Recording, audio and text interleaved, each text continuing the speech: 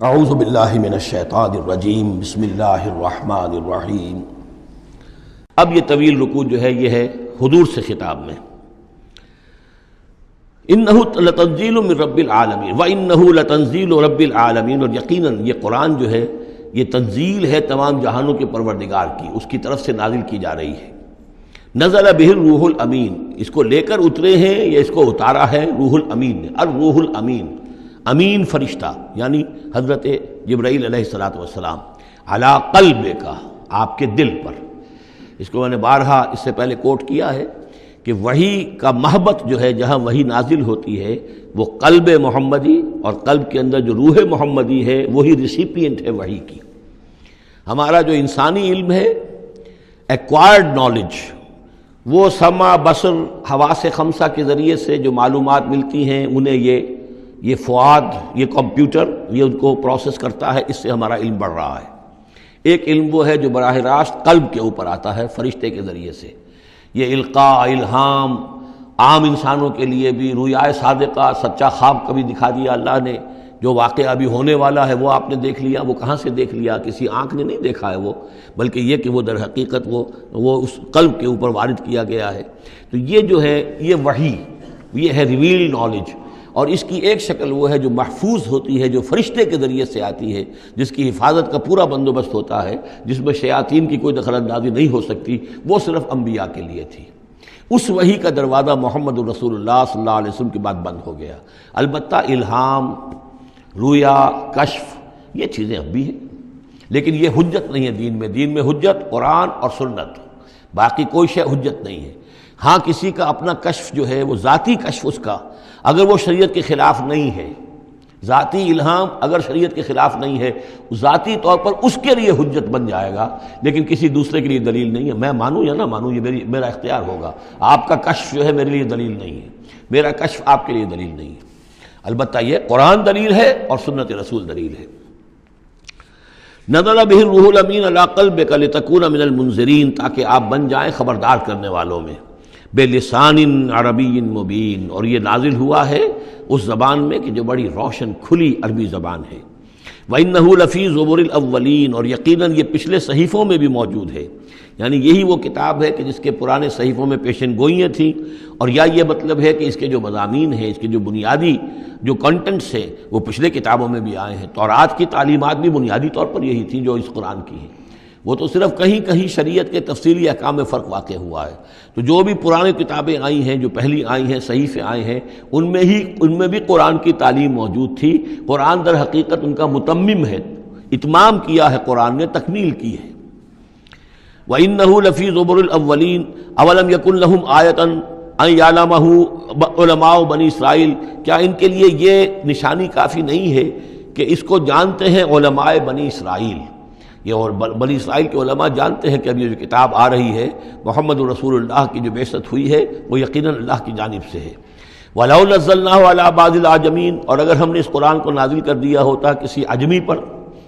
فَقَرَأَهُ عَلَيْهِمْ مَا كَانُوا بِهِ مُؤْمِنِينَ، اور وہ ان کو پڑھ کر سناتا یہ قرآن، تب بھی یہ ایمان لانے والے نہیں تھے۔ یعنی کہ وہ تو پھر کھلا معجزہ ہو جاتا کہ ایک عجمی شخص ہے جس کی مادری زبان عربی نہیں ہے، وہ آ کر عربی قرآن سنا رہا ہے۔ ہم یہ بھی کر سکتے تھے، لیکن پھر بھی یہ ماننے والے نہیں تھے۔ کذالک سلکناہ فی قلوب المجرمین، اسی طریقے سے ہم نے اسے ان کے مجرموں کے دلوں کے اندر اس انکار کو گھسا دیا ہے۔ انکار ان کے دلوں میں بیٹھ چکا ہے، لاکھ معجزے دکھا دیے جائیں یہ ماننے والے نہیں ہیں۔ لا یؤمنون بہ حتی یروا العذاب العلیم، یہ ایمان نہیں لائیں گے اس پر یہاں تک کہ جب تک کہ دیکھ نہ لے دردناک عذاب کو۔ فیاتیہم بغتۃ، تو پھر وہ آئے گا ان پر اچانک، وہم لا یشعرون، اور انہیں گمان بھی نہیں ہوگا۔ فیقولوا هل نحن منظرون، اس وقت یہ کہیں گے کہ کسی طرح کوئی مہلت مل سکتی ہے، تھوڑی دیر کے لیے اس کو ٹالا جا سکتا ہے۔ هل نحن منظرون افبعذابنا یستعجلون، لیکن اس وقت تو حالت یہ ہے کہ یہ ہمارے عذاب کی جلدی مچا رہے ہیں، لے آؤ جلدی سے عذاب ہے محمد صلی اللہ علیہ وسلم، ہم تو تنگ آ چکے ہیں تمہاری باتیں سن سن کر۔ افبعذابنا یستعجلون، تو کیا یہ ہمارے عذاب کی جلدی مچا رہے ہیں؟ افرأیت ان متعناہم سنین، تو دیکھیے اگر ہم انہیں چند سال اور بھی یہاں پہ رہنے کا، بسنے کا، فائدہ اٹھانے کا، اگر ہم ان کو مزید مہلت دے دیں، ثم جاءہم ما كانوا یوعدون، پھر آئے وہ عذاب ان پر کہ جس کا ان سے وعدہ کیا جا رہا ہے، ما اغنی عنہم ما كانوا یمتعون، تو یہ سارا متاع، مال و متاع دنیاوی جو ہم انہیں دے رہے ہیں یہ ان کے کچھ کام نہیں آئے گا، یہ انہیں اس عذاب سے بچا نہیں سکے گا۔ وما اہلکنا من قریۃ الا لہا منذرون، اور ہم نے نہیں کبھی بھی کسی بستی کو ہلاک کیا مگر یہ کہ اس سے پہلے منذر آتے رہے، خبردار کرنے والے آتے رہے۔ یہ قاعدہ کلیہ سورہ بنی اسرائیل میں آ چکا ہے، وما كنا معذبین حتی نبعث رسولا۔ وہ جو عذاب استیصال جس کو کہتے ہیں، جڑ کاٹ دینے والا عذاب، قطع دابر القوم الذین ظلموا، وہ رسول کی بعثت کے بعد، اتمام حجت کرنے کے بعد، ذکرا یہ یاد دہانی ہے، یہ نصیحت ہے، وما کنا ظالمین اور ہم ظالم نہیں ہیں، وما تنزلت بہ الشیاطین اور یہ قرآن لے کر کوئی شیطان نازل نہیں ہوئے ہیں، جن جو ہیں وہ یہ بھی کہتے تھے کہ شاید جن ہوتے ہیں، ان کا یہ خیال تھا کہ جو بڑے بڑے شاعر ہوتے ہیں در حقیقت ان کے پاس ان جن قابو میں کیے ہوتے ہیں جو اتنی اچھی اچھی باتیں ان کو کہیں سے جوڑ کر شعر بنا کر دے دیتے، کیسے کہہ دیتے ہیں یہ شاعر لوگ، یہ ان کے اپنے اپنے گمان تھے۔ تو کہتے ہیں قرآن کو بھی کہیں شاید کوئی شیاطین جن ہیں کہ جو نازل کر رہے ہیں، وما تنزلت بہ الشیاطین وما ینبغی لہم، ان کے لیے ممکن ہی نہیں ہے، وما یستطیعون وہ اس کی استطاعت ہی نہیں رکھتے، انہم عن السمع لمعزولون وہ تو سننے سے بھی معزول کیے جا چکے ہیں۔ یہ یہاں پہلی مرتبہ آ رہا ہے، ویسے آگے چل کر یہ مضمون کئی مرتبہ آئے گا کہ جب بھی اللہ تعالیٰ کی طرف سے کسی رسول کی بعثت ہوتی تھی تو خصوصی پہرے لگا دیے جاتے تھے آسمانوں پر کہ جو وحی لے کر فرشتے نازل ہوں اس میں سے یہ شیاطین جن کچھ اچک نہ لیں اور ان کو سننے سے، ورنہ عام حالات میں وہ فرشتوں کے ساتھ، چونکہ میں نے عرض کیا بار بار آپ سے کہ یہ ناری مخلوق ہے، وہ نوری مخلوق ہے، ان میں کچھ قرب ہے، ہمارے مقابلے میں ان کا قرب زیادہ ہے آپس میں۔ ہم تو خاک سے مٹی سے بنے ہیں، بڑی کثیف ہمارا جو مادہ تخلیق ہے وہ کثیف ہے، لیکن اس کا جنات کا مادہ تخلیق بہت لطیف ہے، ان کے وہ جو مارج من نار سے بنائے گئے ہیں، تو ان کا وہ قرب ہے جس کی وجہ سے کہ وہ فرشتوں سے کوئی اچک لیتے تھے، کچھ خبریں لے لیتے تھے، لیکن جب خاص طور پر وحی یا نبوت کا دور شروع ہوتا تھا تو خصوصی پہرے کر دیے جاتے تھے، اور یہ سورہ جن میں بڑی تفصیل سے یہ بات آئے گی، انہم عن السمع لمعزولون وہ تو اب سننے سے بھی معزول کیے جا چکے ہیں، اب اس کا امکان نہیں ہے کہ وہ کوئی سنگن بھی لے سکے۔ فلا تدعوا مع اللہ الہا آخر تو مت پکارو اللہ کے ساتھ کسی اور الہ کو، فتکون من المعذبین تو تم ہو کر رہو گے معذبین میں سے جنہیں عذاب دیا جائے گا۔ وانذر عشیرتک الاقربین اور خبردار کیجئے اپنے قریبی رشتہ داروں کو۔ اس آیت نے ثابت کر دیا کہ یہ سورہ مبارکہ بڑے ابتدائی دور کی ہے، اس لیے کہ یہ تقریباً سن 3 نبوی کے اندر یہ آیت نازل ہوئی ہے، جس کے بعد کہ حضور نے پھر بلایا ہے، اپنے بنو ہاشم کو جمع کیا ہے، حضرت علی سے کہا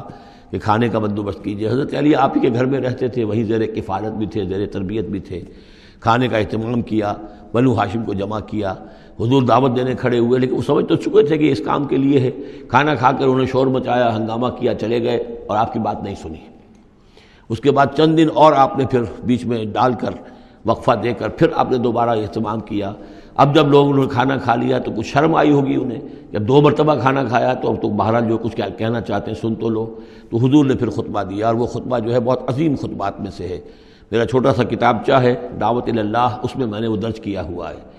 میں حیران ہوں، اصل میں ہمارے ہاں حدیث کی کتابوں میں میری علم کی حد تک موجود نہیں ہے، اہل تشیع کے ہاں جو ہے یہ موجود ہے، خطبات نبوی کے نام سے یہ خطبہ جو ہے اس میں درج ہے۔ ان کے ہاں جو نہج البلاغہ جو شائع ہوتی ہے، حضرت علی رضی اللہ تعالیٰ عنہ کی طرف منسوب ہے، ان کے خطبات اور ان کے خطوط وغیرہ ہیں، لیکن اسی میں ایک حصہ ہے حضور صلی اللہ علیہ وسلم کے خطبات کا، لیکن مجھے یہ بہت وثوق سے محسوس ہوتا ہے کہ وہ خطبہ ہے وہ کہ جو وہاں دیا گیا ہے، کہ جو حضور نے بنو ہاشم کو جمع کر دیا ہے۔ اس وقت نہیں ہے کہ میں آپ کو خطبہ پورا سناؤں، لیکن دعوت اللہ اور انگریزی میں اس کا ترجمہ بھی کال ٹو اللہ موجود ہے، جس میں یہ پورا متن اس کا موجود ہے، بہت مختصر خطبہ ہے، لیکن بہرحال اس سے ثابت ہوتا ہے وانذر عشیرتک الاقربین۔ اور دوسرا یہ کہ یہ آیت بالکل اسی ردم میں ہے، اسی ٹیون میں ہے جو چلا آ رہا ہے، ایسا نہیں ہے کہ کوئی بعد کی آیت لا کر یا شروع کی آیت لا کر بعد والی جگہ میں، بلکہ یہ مسلسل خطبہ ایک ہی نظر آ رہا ہے۔ تو یہ سورہ مبارکہ جو اپنے سٹائل کے اعتبار سے بھی کہ چھوٹی آیتیں اور جو بہاؤ ہے وہ تیز ہے، فلو تیز ہے، مضامین جو ہیں اس اعتبار سے اگر دیکھا جائے تو اس کا واقعتاً یہ بھی جیسے سورہ ہجر اس گروپ میں ہے، ابتدائی 4 سال کی صورتوں میں سے ایک صورت، اسی طریقے سے اس گروپ میں یہ سورہ شعراء ہے۔